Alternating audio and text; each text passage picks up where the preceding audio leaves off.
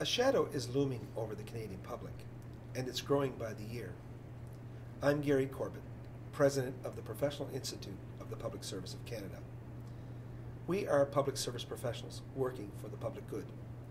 In recent years, government has diverted resources away from the public service, the folks who took the oath to serve you, and has handed funds over to private firms, creating a shadow public service.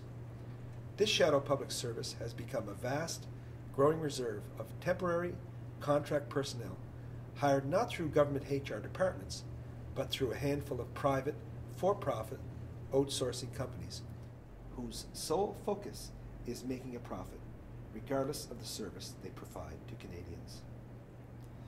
This outsourcing has become a core tool for the government to cut corners.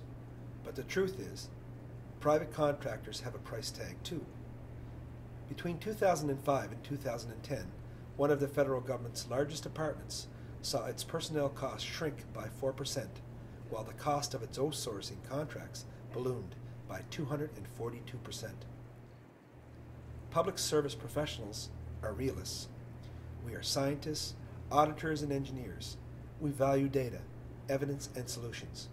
We recognize that some contracting of services will always be required, but we are deeply concerned that the ballooning of the shadow public service poses a threat not only to the public service, but to the public itself. For one thing, the shadow public service is wasteful. After contract middlemen are paid, profit markups are added, and change fees are charged, it's clear who loses. It's the taxpayer. Outsourcing also puts important data at risk.